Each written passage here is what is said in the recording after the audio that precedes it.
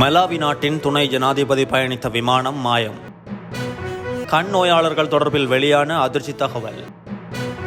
நாட்டின் பல பகுதிகளில் பலத்த மழை. வேன் பஸ் நேருக்கு நேர் மோதி கோர விபத்து.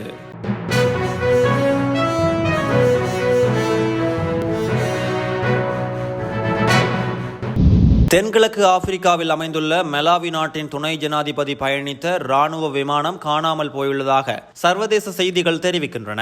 மலாவி தலைநகர் லிலாங்வேயில் இருந்து துணை ஜனாதிபதி சவுலோஸ் கிளாஸ் சிலிமா மற்றும் 9 பேருடன் திங்கட்கிழமை காலை புறப்பட்ட மலாவிய பாதுகாப்பு படை விமானம் டாராடாவில் இருந்து வெளியேறியதாக அந்த நாட்டு ஜனாதிபதி அலுவலகம் வெளியிட்டுள்ள அறிக்கையில் தெரிவிக்கப்பட்டுள்ளது. டாராடிலிருந்து விலகியதிலிருந்து விமானத்துடன் தொடர்பு கொள்ள விமான அதிகாரிகளில் அனைத்து முயற்சிகளும் இதுவரை தோல்வியடைந்துள்ளன என்று மலாவியின் ஜனாதிபதி அலுவலகம் மற்றும் அமைச்சரவை தெரிவித்துள்ளது. விமான நிபுணர்களால் விமானத்தை கண்டுபிடிக்க முடியாமல் போனதை அடுத்து தேடுதல் மற்றும் மீட்பு பணி தொடங்கப்பட்டது. அந்த நாட்டு நேரப்படி காலை 9 மணியளவில் விமானம் புறப்பட்டு காலை 10 மணிக்கு சர்வதேச விமான நிலையத்தில் திட்டமிட்டபடி தரையிறங்க வேண்டும். ஆனால் விமானம் அப்படி இல்லாமல் டாராடிலிருந்து விலகியதாக அந்த நாட்டு ஜனாதிபதி அலுவலகத்தின் அறிக்கை தெரிவிக்கின்றது. மேலும் இந்த விமானத்தை தேடும் பணி தீவிரமாக நடந்து வருகின்றது. கடந்த மே மாதம் ஹெலிகாப்டரில் சென்ற ஈரான் அதிபர் இப்ராஹிம் ரைசி விபத்தில் சிக்கி உயிரிழந்துள்ளார். மேலும் அவருடன் பயணித்த அந்த நாட்டின் வெளியுறவுத்துறை அமைச்சர் குசைன் உள்ளிட்ட சில மூத்த அதிகாரிகளும் உயிரிழந்தமை குறிப்பிடத்தக்கது.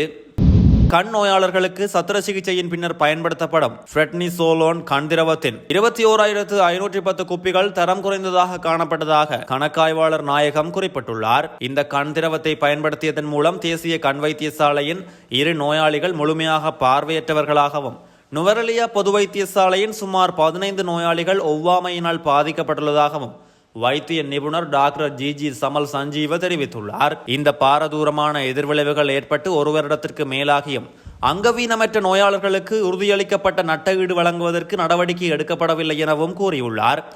எனவே தற்போதைய சுகாதார அமைச்சரும் செயலாளரும் இது தொடர்பில் அவதானம் செலுத்த வேண்டும் எனவும் அவர் கோரிக்கை விடுத்துள்ளார். மேல் சப்ரகமுவ மற்றும் வடமேல் மாகாணங்களிலும் கண்டி, நுவரெலியா, காலி மற்றும் மாத்தறை மாவட்டங்களிலும் பல தடவைகள் மழை பெய்யும். மேல் மற்றும் சப்ரகமுவ மாகாணங்களில் சில இடங்களில் சுமார் 75 மில்லிமீட்டர் அளவில் ஓரளவு பலத்த மழை பெய்யக்கூடும். ஊவா மாகாணத்தில் ஒரு சில இடங்களில் மாலை அல்லது இரவில் மழை அல்லது இடியுடன் கூடிய மழை பெய்யக்கூடும். மத்திய மலைநாட்டின் மேற்கு சரிவுகளிலும் வடக்கு, வடமத்திய மற்றும் வடமேல் மாகாணங்களிலும் திருகோணமலை, ஹம்பாந்தோட்டை மற்றும் மொனராகலை மாவட்டங்களிலும் அவ்வப்போது மணத்தியாலத்துக்கு 40 தொடக்கம் 50 கிலோமீட்டர் வேகத்தில் பலத்த காற்று வீசக்கூடும். ஹெட்டன் கொழும்பு பிரதான வீதியின் தியகல வீதியில் வேன் ஒன்றும் தனியார் பேருந்து ஒன்றும் நேருக்கு நேர் மோதி விபத்துக்குள்ளானதில் வேனில் பயணித்த 2 பேர் படுகாயமடைந்துள்ளனர். காயமடைந்தவர்கள் கினிகத்தேன வைத்தியசாலையில் அனுமதிக்கப்பட்டுள்ளதாக கினிகத்தேன போலீசார் தெரிவித்துள்ளனர். இந்த விபத்து இன்று காலை 7:30 மணியளவில் இடம்பெற்றதாக கினிகத்தேன போலீசார் தெரிவித்துள்ளனர்.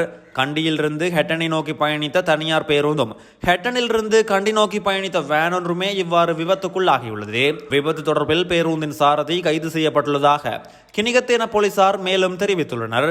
இதேவேளை பேருந்துக்கும் வேனுக்கும் பலத்த சேதங்கள் ஏற்பட்டுள்ளதோடு குறித்த விபத்து காரணமாக ஹெட்டன் கொழும்பு பிரதான வீதியின் போக்குவரத்து சில மணி நேரம் தடைப்பட்டிருந்தது.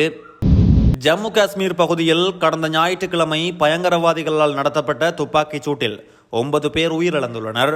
உத்தரப்பிரதேசத்தை சேர்ந்த பக்தர்கள் குழு ஜம்மு காஷ்மீருக்கு ஆன்மீக பயணம் ஒன்றை மேற்கொண்ட போதே வழியில் தெரியாத் என்ற கிராமம் அருகில் பேருந்து சென்று கொண்டிருந்த போது பேருந்தின் மீது பயங்கரவாதிகள் துப்பாக்கி பிரயோகம் மேற்கொண்டனர். இந்த துப்பாக்கிச் சூட்டில் சாரதியின் கட்டுப்பாட்டை இழந்த பேருந்து பள்ளத்துக்குள் கவிழ்ந்ததில் 9 பேர் உயிரிழந்ததோடு 41 பேர் காயமடைந்துள்ளனர். சம்பவம் நடைபெற்ற இடத்துக்கு நேரடியாக சென்று ஆய்வு செய்த தேசிய மாநில புலனாய்வு முகாமை அதிகாரிகள் தடயங்களை சேகரிக்கும் பணியில் ஈடுபட்டனர். சம்பவ பகுதி முழுவதையும் தனது கட்டுப்பாட்டுக்குள் எடுத்த பாதுகாப்பு படையினர் தப்பியோடிய பயங்கரவாதிகளை தேடும் பணியில் ஈடுபட்டு வருகின்றமை குறிப்பிடத்தக்கது.